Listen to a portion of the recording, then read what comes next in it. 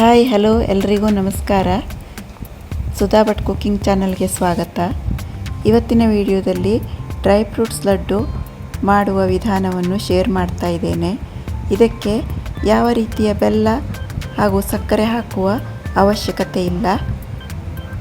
ಕೇವಲ dry fruits ಅಷ್ಟನ್ನೇ ಹಾಕಿ ಮಾಡುವ ಲಡ್ಡು ಇದು. ತುಂಬಾ ಹೆಲ್ದಿ ಹಾಗೂ ಟೇಸ್ಟಿ ಕೂಡ ಹೌದು. ಹಾಗಾದರೆ ಲೇಟ್ ಮಾಡ್ದಿರ ಏನೆಲ್ಲ ಸಾಮಗ್ರಿ ಬೇಕು ಅಂತ ನೋಡೋಣ.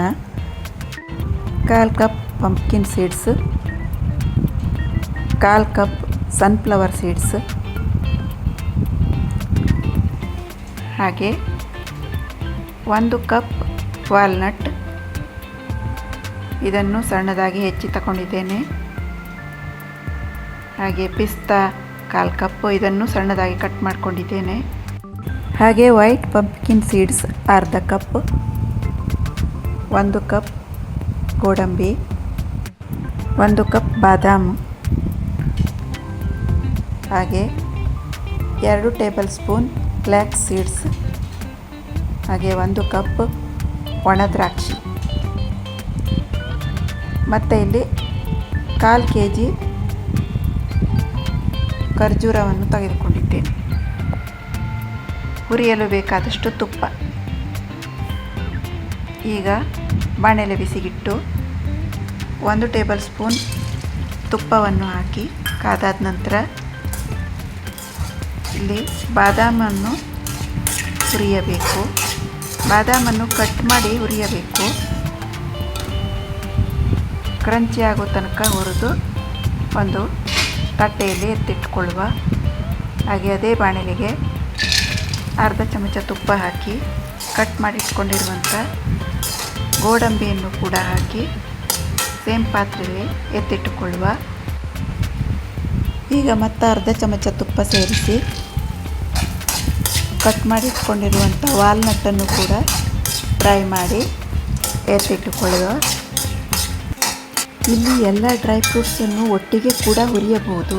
ನಾನಿಲ್ಲಿ ಸಪ್ರೇಟಾಗಿ ಹುರಿದುಕೊಳ್ತಾ ಇದ್ದೇನೆ. ಈಗ ಎಲ್ಲ ಸೀಡ್ಸನ್ನು ಹುರಿಯುವ. ಮೊದಲಿಗೆ ಸನ್ಫ್ಲವರ್ ಸೀಡ್ಸ್, ಹಾಗೆ ವೈಟ್ ಪಂಪ್ಕಿನ್ ಸೀಡ್ಸ್, ಹಾಗೆ ಇನ್ನೊಂದು ಪಂಪ್ಕಿನ್ ಸೀಡ್ಸನ್ನು ಕೂಡ ಒಟ್ಟಿಗೆ ಹುರಿಯಬೇಕು. ಸ್ವಲ್ಪ ಹುರಿತಿದ್ದ ಹಾಗೆ ಇಲ್ಲಿ ಕತ್ತರಿಸಿದ ಪಿಸ್ತಾವನ್ನು ಕೂಡ ಸೇರಿಸಿ ಕ್ರಂಚಿ ಆಗುವ ತನಕ ಹುರಿದು ತೆಗೆದಿಟ್ಟುಕೊಳ್ಳುವ. ಈಗ ಹುರಿದಾಗಿದೆ, ಸೈಡಲ್ಲಿ ಎತ್ತಿಟ್ಟುಕೊಳ್ಳುವ. ಈಗ ಮತ್ತೆ ಅದೇ ಬಾಣಲೆಗೆ ಇಲ್ಲಿ ನಾನು 2 ಚಮಚ ಬಿಳಿ ಎಳ್ಳನ್ನು ತಗೊಂಡಿದ್ದೇನೆ ಹಾಗೂ ಫ್ಲ್ಯಾಕ್ಸ್ ಸೀಡ್ಸ್, ಇವೆರಡನ್ನು ಒಟ್ಟಿಗೆ ಸೇರಿಸಿ ಹುರಿಯಬೇಕು.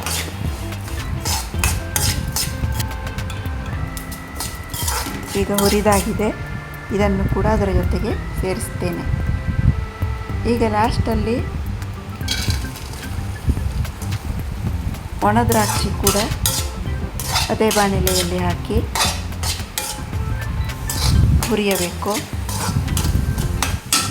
ದ್ರಾಕ್ಷಿ ಹುರಿದಾಗ ಅದು ದಪ್ಪ ದಪ್ಪವಾಗಿ ಬರುತ್ತದೆ, ಅಲ್ಲಿಯ ತನಕ ಹುರಿಯಬೇಕು. ಈಗ ದ್ರಾಕ್ಷಿ ಕೂಡ ಹುರಿದಾಗಿದೆ, ಅದೇ ಬಟ್ಟಲಲ್ಲಿ ಎತ್ತಿಟ್ಟುಕೊಳ್ಳುವ.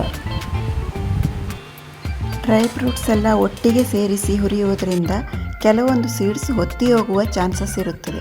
ಹಾಗಾಗಿ ನಾನಿಲ್ಲಿ ಸಪರೇಟಾಗಿ ಹುರಿದುಕೊಂಡಿದ್ದೇನೆ. ಇಲ್ಲಿ ಖರ್ಜೂರದ ಬೀಜವನ್ನು ತೆಗೆದು ನಾನು ಈ ಥರ ಕಟ್ ಮಾಡಿ ಮಿಕ್ಸಿ ಜಾರಿಗೆ ಸೇರಿಸ್ತಾ ಇದ್ದೇನೆ.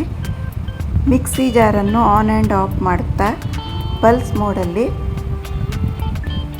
ರುಬ್ಬಿಕೊಳ್ಳಬೇಕು. ಇದು ಜಾಸ್ತಿ ಏನು ನುಣ್ಣಗಾಗುವುದಿಲ್ಲ, ಈ ರೀತಿ ಮುದ್ದೆಯಾಗಿ ಬರುತ್ತದೆ.